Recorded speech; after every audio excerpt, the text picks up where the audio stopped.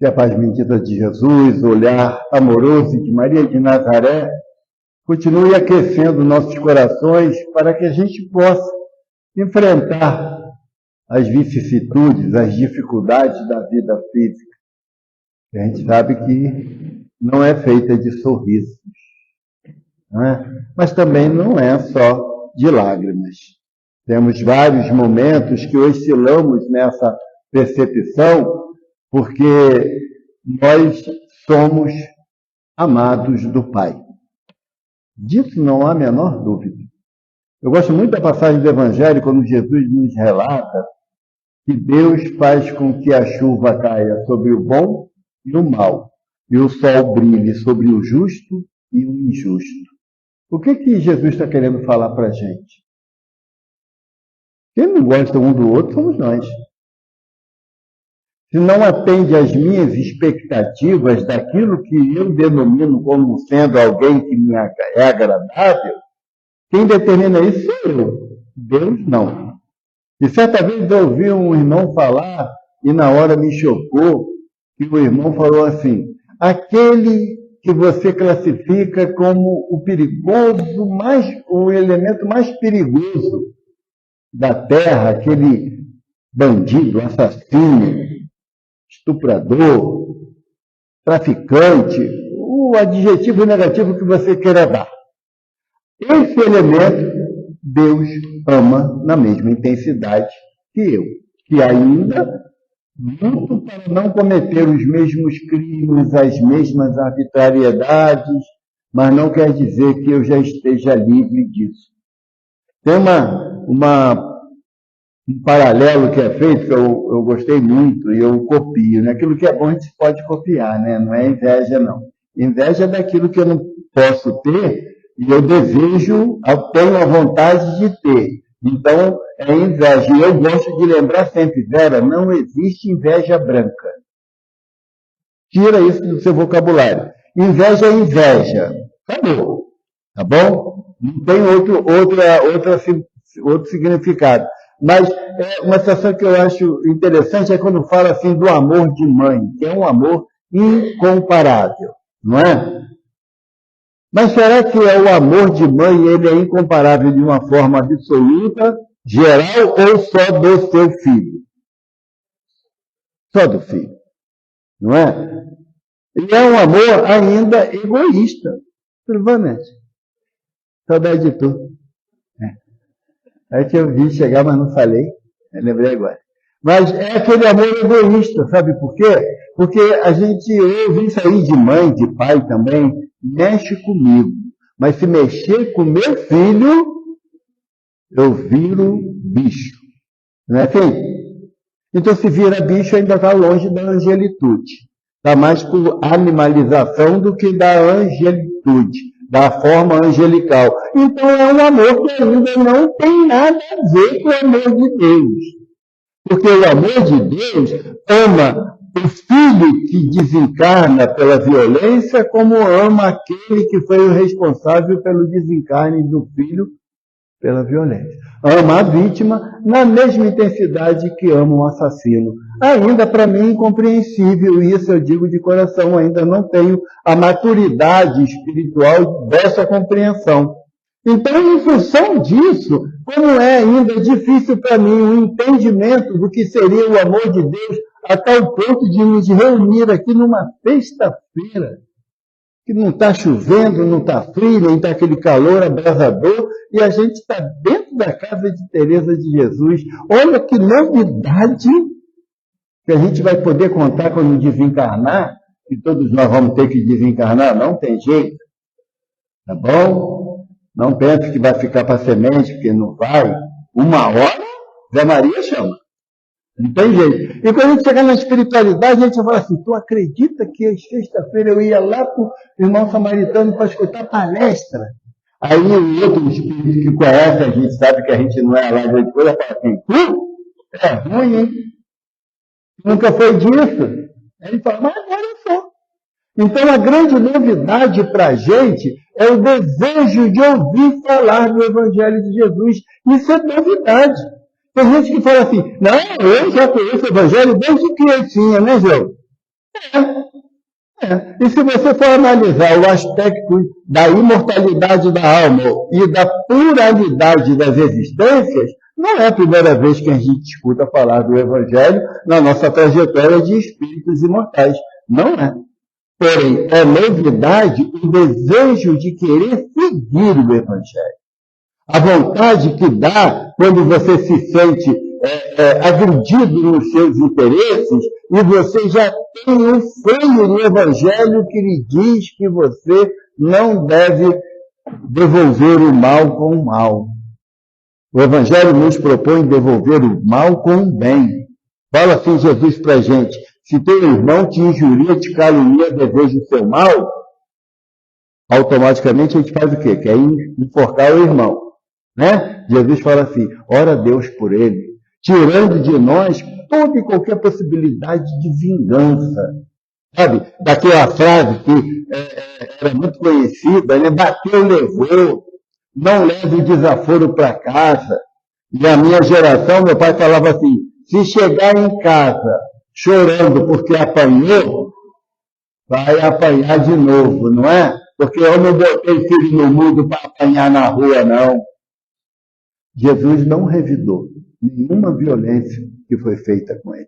Ao contrário, ele propôs que se teu irmão te bate na face esquerda, ofereça-lhe também a direita. O que Jesus está falando? Vamos testar, deixa eu te bater, João, você vai ter que me dar outra face. Aqui dentro você vai ter que fazer, lá fora você me pega, mas aqui dentro não é isso, não é o ato físico de você levar um tapa no rosto ou você oferecer outro lado para mostrar que você compreendeu as palavras de Jesus, porque a gente não compreendeu. O que Jesus está falando é o seguinte: é não revidar com o desejo do ódio, da raiva, da vingança. Ou então a gente roga a praga, aquela praga carinhosa: Deus não dorme. O castigo vem Não, agora é o WhatsApp, que é mais rápido. Né? O cavalo demora muito a chegar. O WhatsApp é instantâneo, é igual o Pix, né?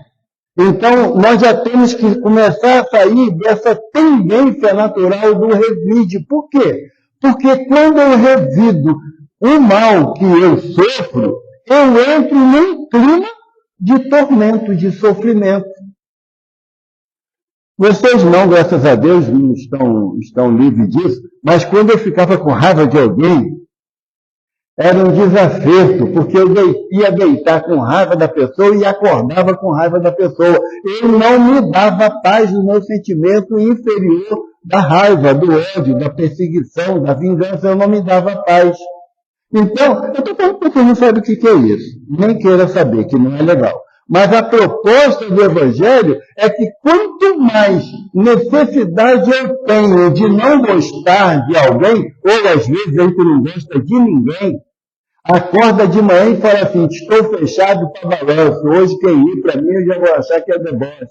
Quando eu entro nessa percepção de reação no meio que eu estou inserido, eu estou causando o que para mim? Momentos de felicidade ou momentos de turbulência? Completa. Porque aí o ônibus que está cheio todo dia, aquele dia está insuportável. Sabe? Pegar o DRT, nem pensar, aquilo dali é a visão do inferno, eu não quero. Mas você tem que pegar o bendito DRT, porque você tem que trabalhar, tem que ir para a escola, tem que ir para médico, enfim, você tem que circular. Então, qual é a proposta do Evangelho? Diante da dificuldade que você enfrenta, se você colocar no seu coração, e isso é exercício, gente, não é palavrinha mágica não, tá? Botar no seu coração a proposta de que Deus te ama, as dificuldades continuarão existindo, mas elas tomarão uma proporção bastante diferenciada. Por quê? Porque você sai daquele sentimento de agonia. Porque quando a gente acorda de manhã, que sabe que o ônibus está cheio pra caramba. Quando para no ponto, né? Quando para. Quando ele para no ponto que está cheio pra caramba, o motorista olha para frente como não estivesse vendo ninguém. Por quê? Porque se demorar a entrar, ele vai embora do mesmo jeito. Imagina você já sai de casa azedo ou azeda. Imagina. Como vai ser maravilhoso o restante do seu dia. Eu tinha muita dificuldade dessa compreensão, sabe, Jorge? Muita dificuldade. Aí um dia, na noite anterior, eu tinha tido uma discussão com a minha esposa. Discussão não, é que é monólogo, né? Ela fala, e eu só de cabeça baixa, assim, senhora, né? Porque a bicha não é fácil, não. Ela não está ouvindo palestra mesmo, né? Não vai saber. E você não pode contar para ela, não, Isabela. Mas aí ela tinha tido uma discussão comigo, porque a discussão é diálogo. Né? Quando é monólogo, não é discussão. Então, eu sou a pessoa que fala. Ela tinha tido uma discussão comigo e eu fui dormir hiper chateado. A cama do casal ficou grande pra caramba, porque cada um dorme lá na varetinha, né? Se respirar fundo cai da cama, assim, né? E aquele espaço enorme. Como a gente não tem filho pequeno, aí daria para botar uns 15 filhos ali naquele espaço enorme. Quando eu acordei de manhã, ainda irritado por aquela situação de ontem, que eu cheguei no banheiro para lavar meu rosto, eu olhei no espelho e eu não gostei do que vi. Porque a minha face estava transtornada pelo aborrecimento de ontem. Ou seja, eu permiti que os tormentos do dia anterior já iniciasse meu dia de uma situação desastrosa. Desastrosa. Aí, eu olhando para a minha cara, que já não é muito legal, e naquela situação estava pior, eu escutei assim, nitidamente, vou falar só para tu, João, só para você, eles vão escutar de intrometido. Eu escutei aquilo assim, você tem duas opções nesse momento, no início do seu dia. Você pode querer ter razão ou pode querer ser feliz. Porque não dá para ser feliz tendo razão. Não há possibilidade disso. E nem dá para você ser infeliz, mas tendo razão. Não, eu tenho razão, mas sofrer igual um pão que o diabo amassou com o rabo, que nem falava antigamente. Então, a proposta que me foi feita, o que eu decidiria para o meu dia a partir dali? Ter razão ou ser feliz? Então, eu decidi ser feliz. O que eu fiz? Não foi por dedo, não, prometo. Mas fui lá fazer um café da manhã, né? Deixar ali a manteiga já em cima da mesa, né? O pãozinho lá cortadinho. E quando ela acordou, ela falou assim, tá consciência pesada, né? Porque vocês não facilitam as coisas.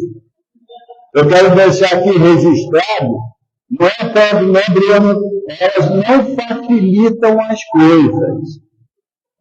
Entende?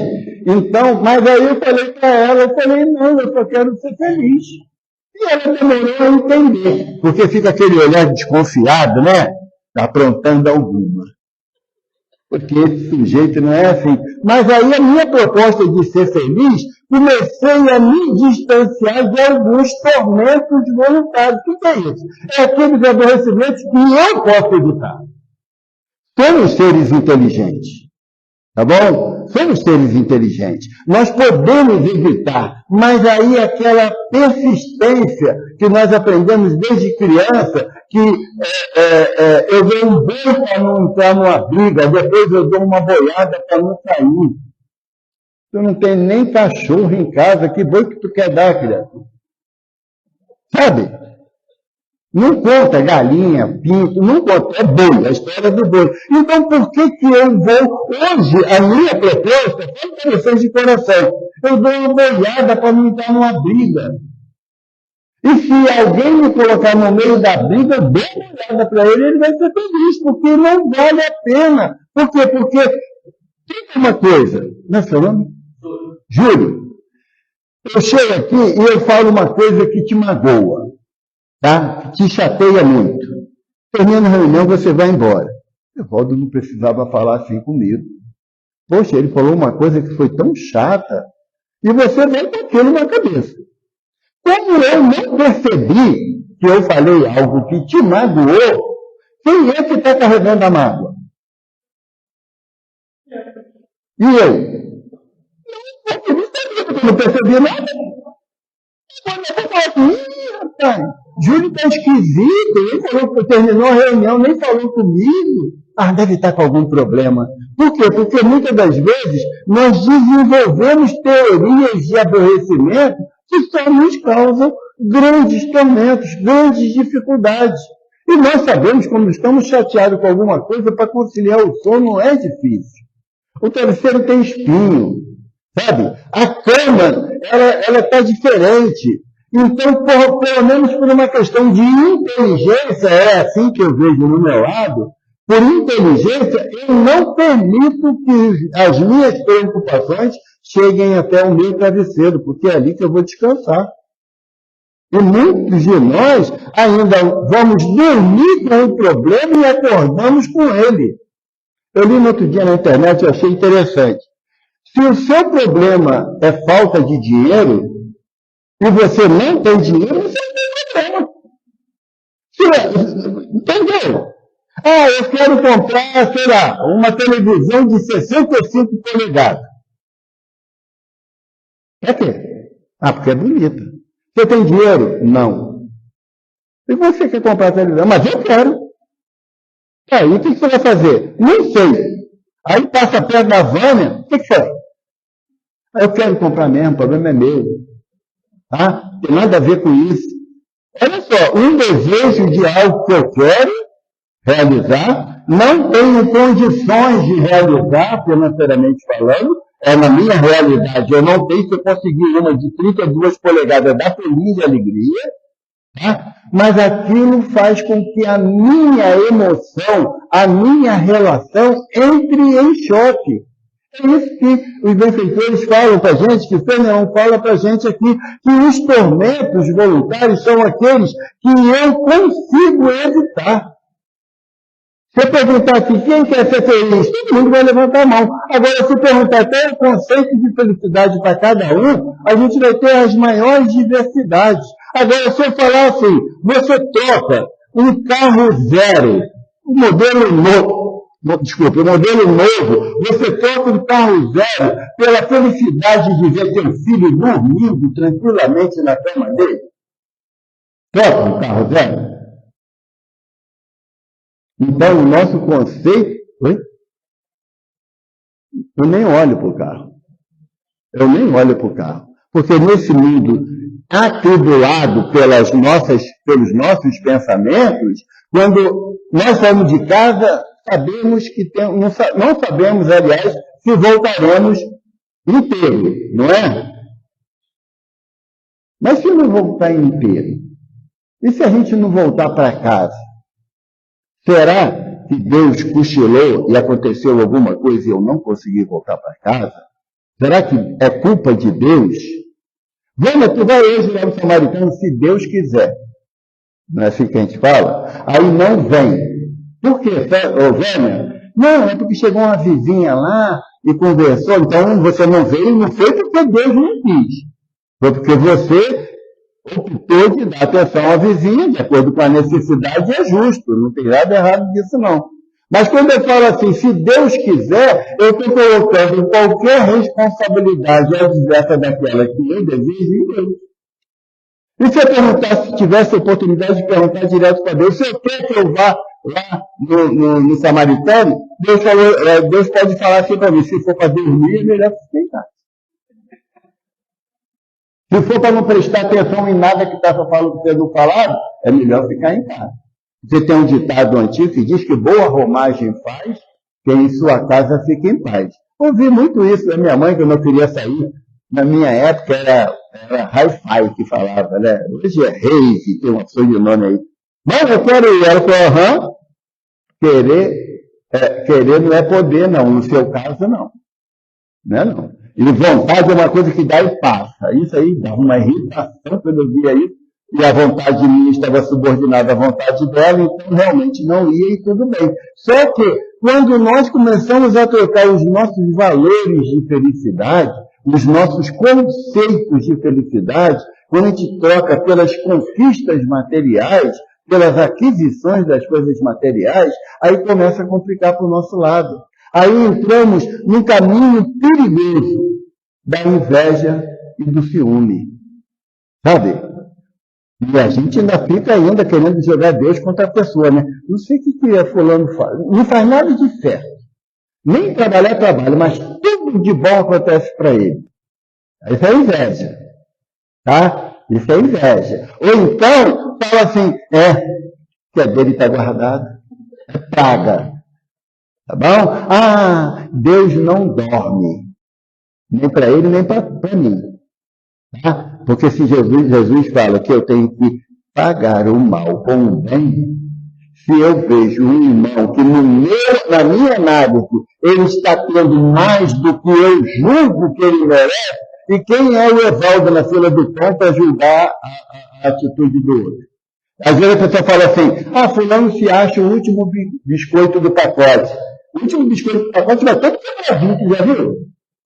Vai todo amassadinho. Quero ser o primeiro biscoito do pacote. Eu farolinho, não, quero ser o primeiro, que vai mais ou menos inteiro, está na esperança de comer uma coisinha gostosa. O último já está todo macerado. Então, como é que a gente quer ser o último biscoito do pacote numa importância que não temos?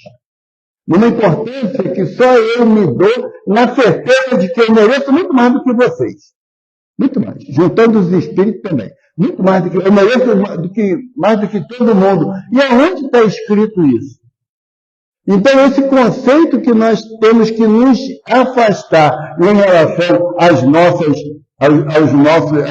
dificuldades, às nossas tribulações, aos nossos tormentos, se a gente analisar criteriosamente, sim, aquela onda de ficar puxando a brasa para a nossa sardinha, aquela coisa consciente, vamos ver que muitas dificuldades que eu enfrento é porque eu estou querendo algo que ainda não está na minha possibilidade.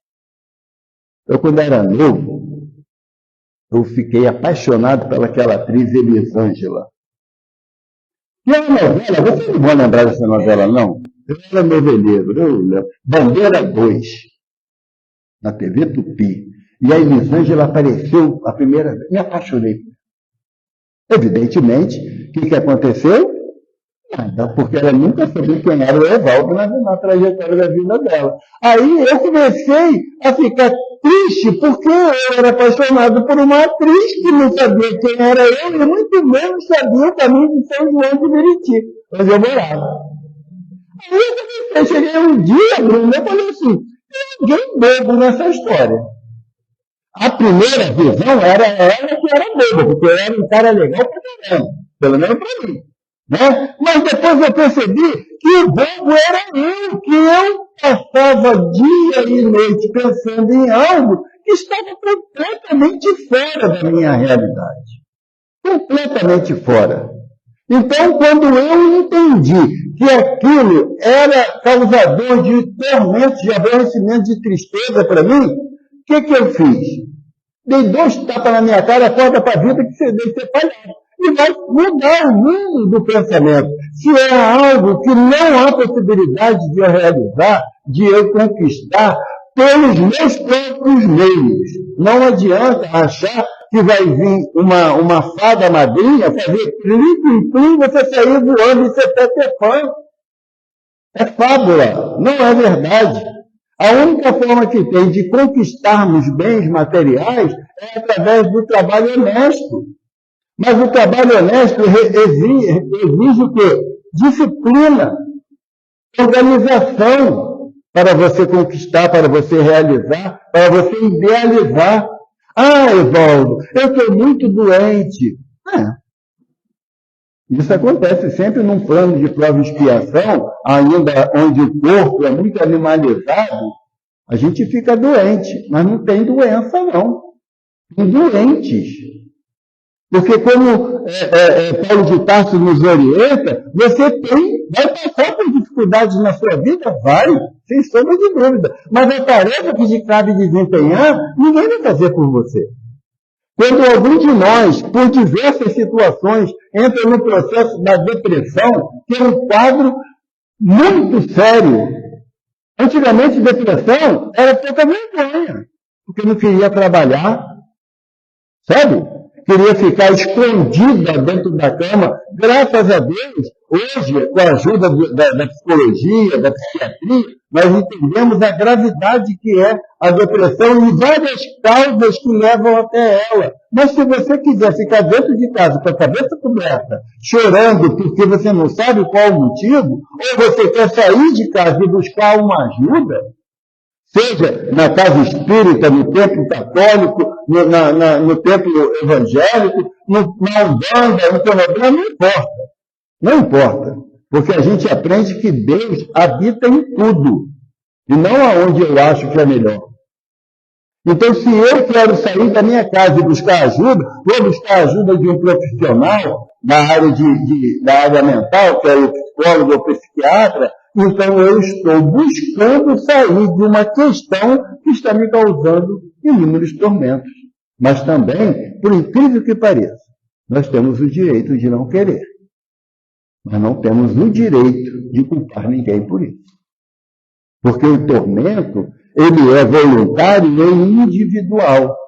Porque se eu tenho uma discussão com o Bruno me chama a atenção para um erro que eu cometi, e aquilo vai me macerando, me machucando por dentro, eu não estou colaborando com o meu aprendizado. Certa vez, Chico Xavier estava muito triste na casa dele, choroso, e Emmanuel, o mentor de Chico, chegou e falou, daquela forma bem carinhosa que ele falava com o Chico, o que é, Chico? Ele falou assim, o senhor viu o que saiu no jornal? Um jornalista lá de Uberaba fez uma série de acusações, falava que ele desviava dinheiro das obras sociais, que ele aproveitava as doações melhores e dava para seus familiares. E o Chico, o bolso dele só tinha um buraco, nunca teve dinheiro para nada mesmo. Aí o Emmanuel falou assim, e por que você está aborrecido? É tudo mentira, seu Emmanuel. Emmanuel, por que você está aborrecido? Se é mentira, por que você está gastando o teu tempo, teus neurônios, sobre um fato que você sabe que é mentira? O Emmanuel falou que é mentira, Chico. Deixa ele se ver com as palavras dele. Agora, se for verdade, Chico, trate de mudar. Aí o Chico falou uma frase que eu guardo muito no meu coração, e o Chico falou assim, ao outro eu dou o direito de ser como bem entende. Quanto a mim, eu me dou a obrigação de ser melhor a cada dia. Quando eu entendi essa proposta do Chico baseada na minha defesa, eu estou me defendendo quando eu ajo assim. Por quê? Porque mesmo que eu enfrente uma dificuldade física, de saúde, ou financeira, ou mesmo uma dificuldade emocional, familiar, eu não tenho como mudar uma vírgula da opinião de ninguém. Mas tem todas as oportunidades de mudar o meu conceito sobre mim. Isso eu tenho. Eu não dependo de ninguém. Eu só mudo se alguém me ajudar. Não. Eu reúno capacidade como espírito, como filho de Deus, como todos somos, de parar e falar assim, olha, a trajetória, ela é reta. A linha para Deus, para Jesus, é reta. Tem um ditado muito antigo que fala, aqui Deus escreve certo por linhas tortas. Não, Deus é perfeito. Quem entorta a linha sou eu, querendo criar atalhos na minha jornada evolutiva, e eu saio completamente da trajetória estabelecida para a minha felicidade, para o meu progresso. Então, quando você for deitar a tua cabecinha no travesseiro e só vir as dificuldades, os problemas que ocorrem. Uma vez, estava lendo no livro A Vida Escreve, foi psicografado por Chico, vários espíritos digitaram, e tem uma mensagem de Hilário Silva, que ele diz o seguinte, numa casa, tinha um irmão, a casa espírita tinha um irmão, que ele ficava analisando todos os gestos e comportamentos do palestrante. E naquela noite, o irmão que ia fazer a palestra era muito conhecido na casa, e ele chegou um tanto com um rosto um pouco transtornado. E aí o irmão olhou e falou assim, deve ter tomado umas e outras antes de vir para cá. Olha a cara de bebum dele. Porque julgar os outros é com a gente mesmo. A coisa mais fácil do mundo é isso, né? Criar um estereótipo do outro. E o irmão fez a palestra e deu o seu recado, né, que o tema propunha, e ele falou assim, vocês me perdoem que eu não vou poder ficar para poder tirar alguma dúvida, é que eu tenho um outro compromisso familiar. Aí o irmão, compromisso, vai voltar para o boteco. Tenho certeza, vou atrás dele. Eu sei qual ônibus que ele pega. E o cara foi de carro, sabe, Bruno? Atrás, naquela paciência, o ônibus parava, ele parava. O ônibus andava, ele andava. E uns 40 minutos depois, o palestrante desceu do ônibus. E ele deu um espaço de tempo para saber onde ele ia entrar. Viu a rua que ele entrou, ele foi atrás. Quando ele chegou perto da casa onde o palestrante morava, ele viu que tinha uma aglomeração na casa. Ele falou, estava dando festa, saiu correndo para não atender ninguém, vou desmascarar ele. Quando sai do carro, chega lá que ele entra na casa, era o velório da filha do palestrante. A menina tinha desencarnado, na época da meningite brava, lembra? O andaço de meningite, a filha dele tinha desencarnado, tinha 13 anos, filha única, tinha desencarnado. E ele, o palestrante chegou, pediu desculpa à esposa, mas o compromisso dele ele tinha que honrar. Mas estava ali ao lado dela naquele momento. O que o irmão fez? Botou o rabinho entre as pernas, voltou sem graça para casa e nunca mais foi no centro. Por vergonha. Então, é muito fácil a gente julgar o outro na nossa ótica. E você saiba que você está criando tormentos pessoais por pensar assim. Porque muitas das vezes a gente se preocupa tanto com a atitude do outro e não toma conta da nossa.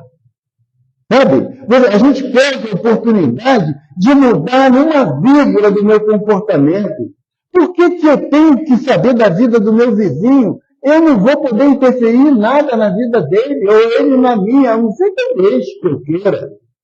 Não me importa se o meu vizinho gosta ou não de trabalhar, se ele faz ou não coisa errada. Não é da minha alçada, não é da minha competência.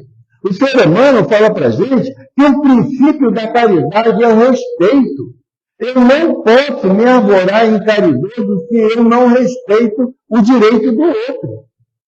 E quando eu crio determinadas situações para mim, aonde me causam os tormentos, os aborrecimentos, quem é que passa mal quando está muito aborrecido?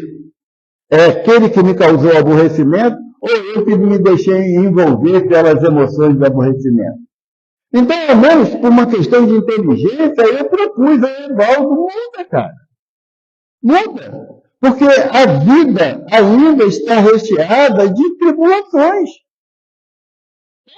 No mundo tereis, Jesus fala, no mundo tereis tribulações. Mas, creia em mim, eu venci o mundo.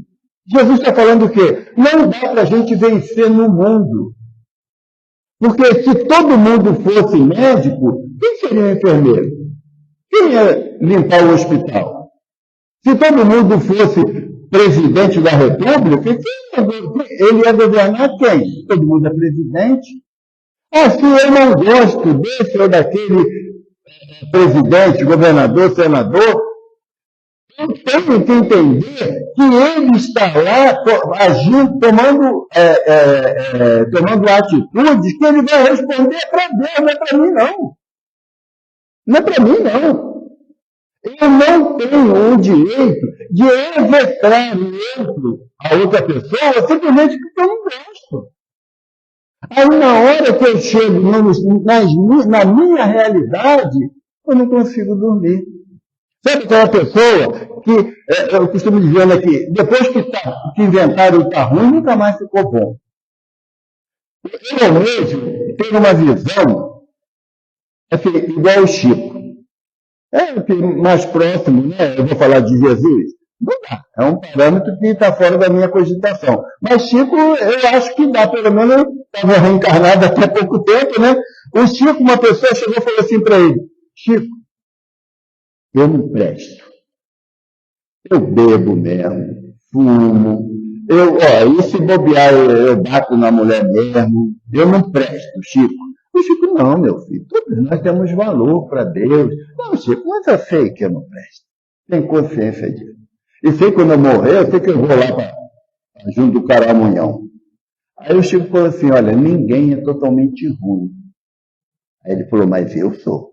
Aí o Chico olha assim para o braço dele, Chico naquela visão humilde dele, né, que quebra a gente, ele olha para o braço do irmão, e fala assim, tu pode não prestar para muita gente, mas para esse pernilongo aí tu presta aí. Ele está sugando teu sangue. Se fosse tão ruim, nem ele ia sair teu sangue. Porque a gente caracteriza o outro segundo a nossa ótica. A nossa ótica. Quem é que tem filhas?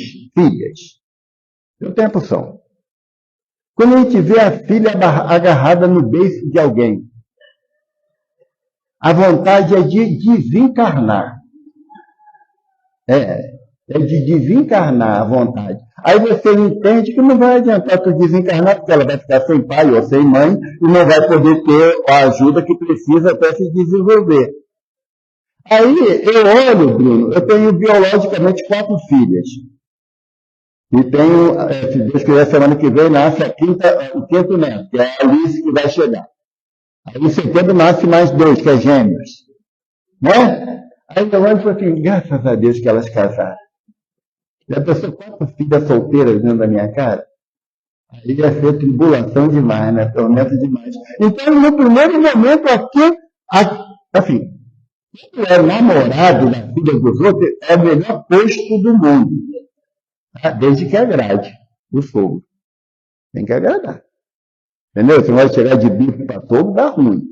Não vai nessa, não ser furado. Mas quando, no momento em que eu vi a minha filha mais velha atacada lá com o menino, que eu achei que ia virar um só, eu achei que eu ia morrer. Não é verdade? Aquele momento foi um tormento horrível que eu tive na minha vida. Mas depois ela cresceu, trabalhou, estudou, fez o que bem entendia da vida, está lá, a mais velha tem um menino.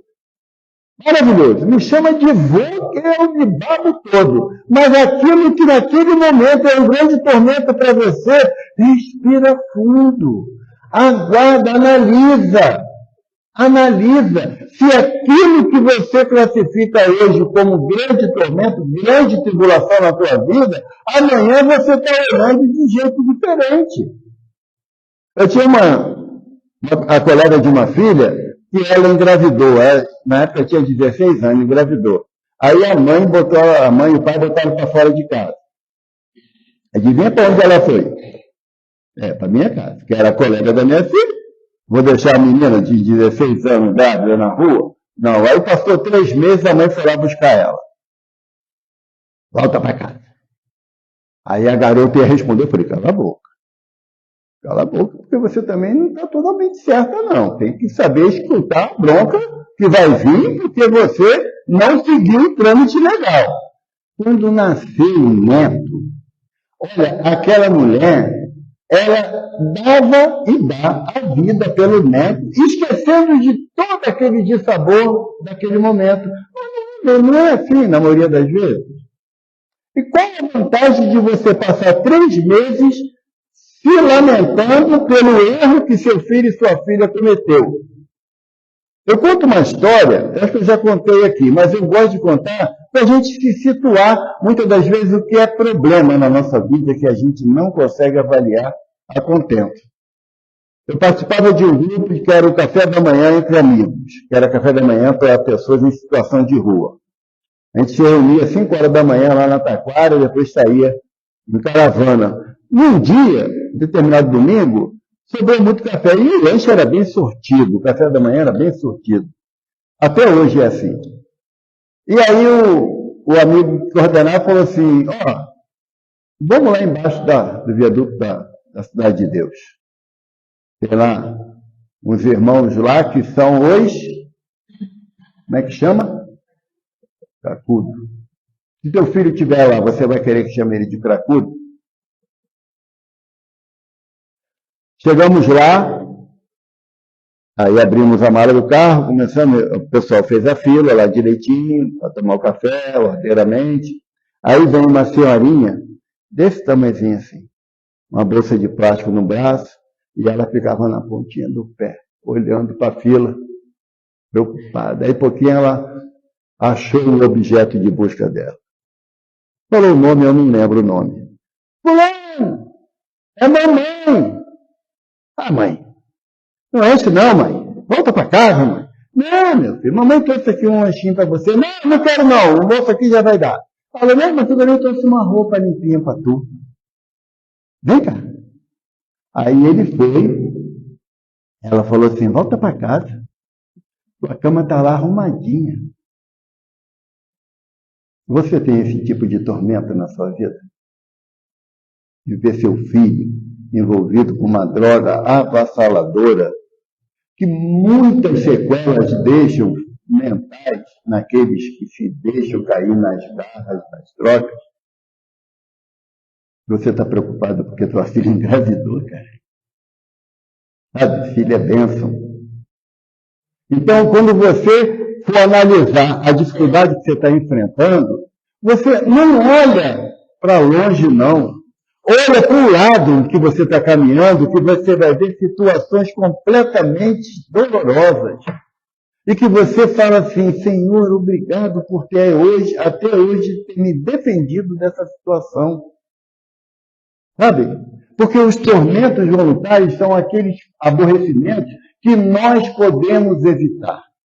Cameron fala isso, que nós podemos evitar. A questão é se eu quero evitar determinados aborrecimentos.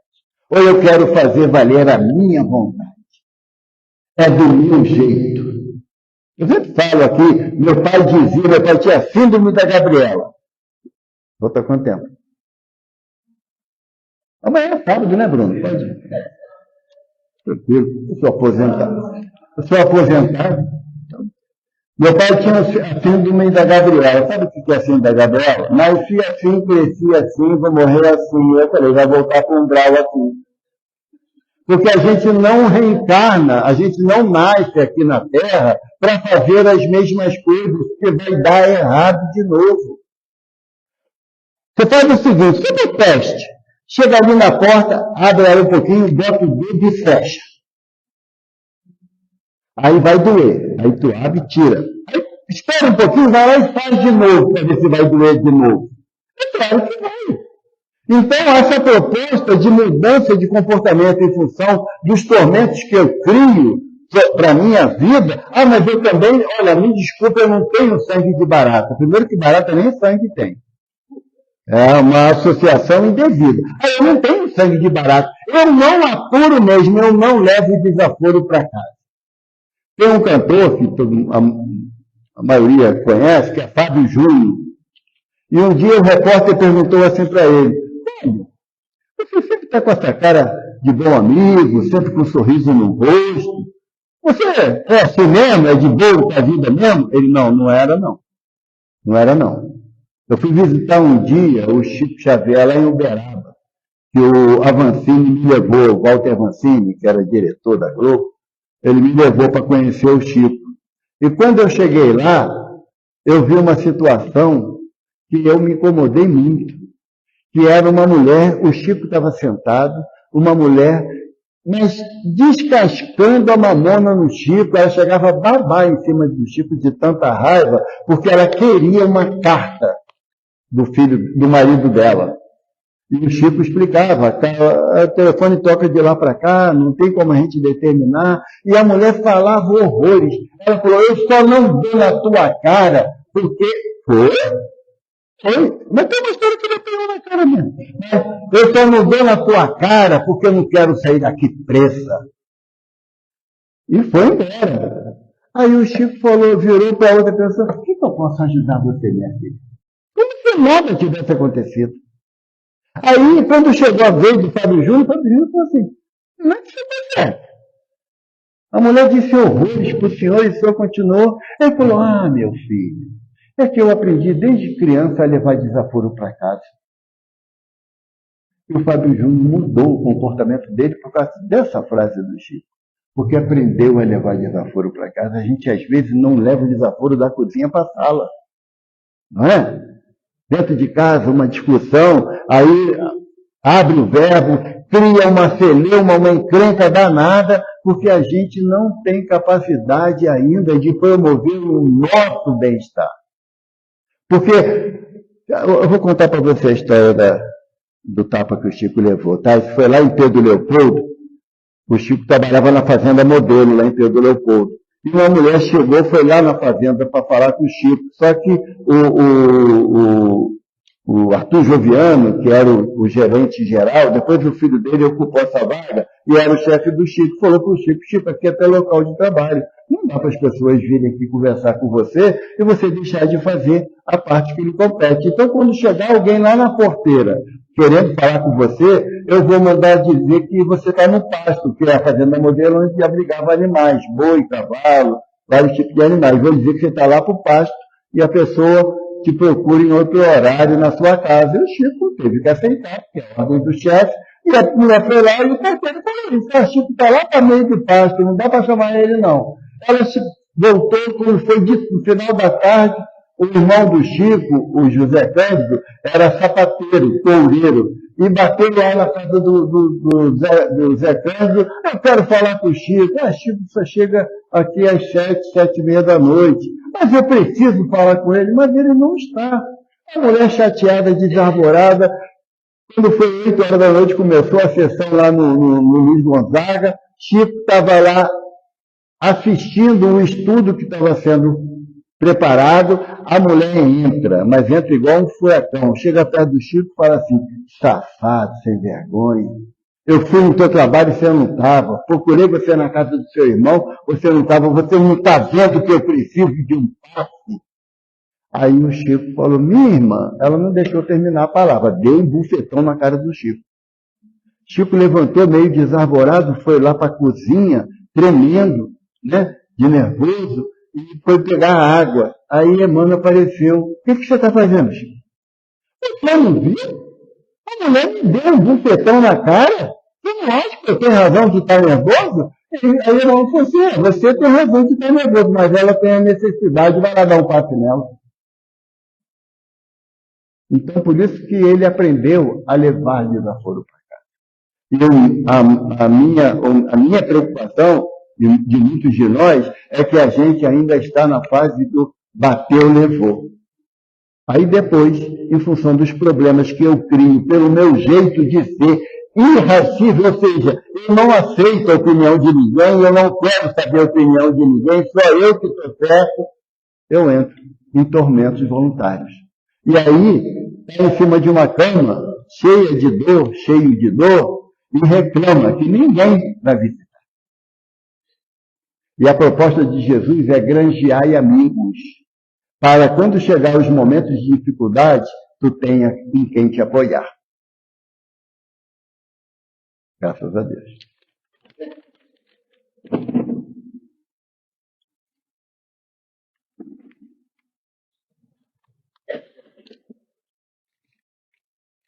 Como diz ali, podíamos ficar até sábado. É. Isso, aí perto, né? Aí. Você quer que eu fale?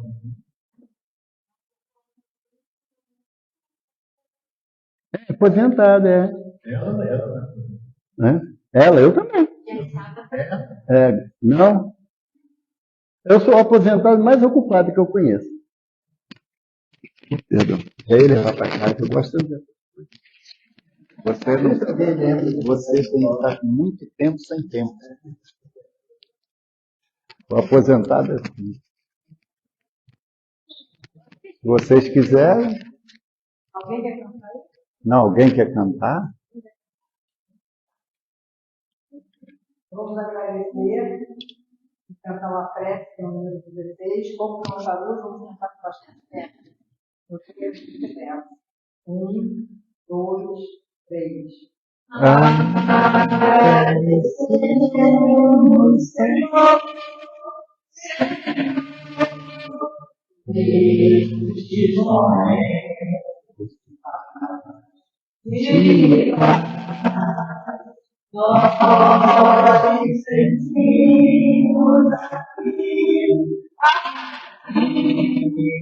em direção para mais vida,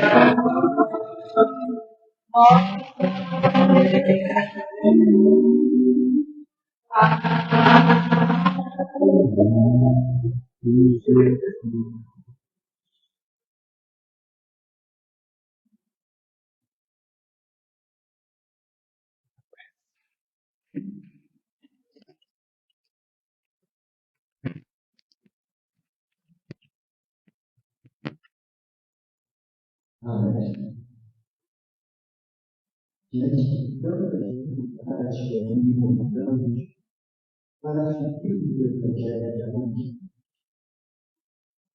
aqui estamos nós, preparados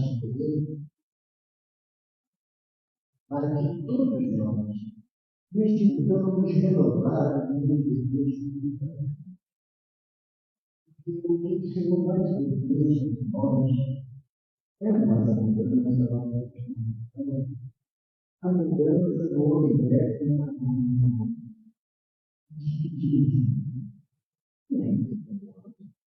renova e fortaleça a nossa fé para que todos possamos encontrar na coração, buscando o desejo sincero de ajudar o próximo como Deus ajuda. Deus que muito seja conosco, permitindo quantas vezes para experimentar, sejamos amparados na sua vida para todos, para a alegria sincera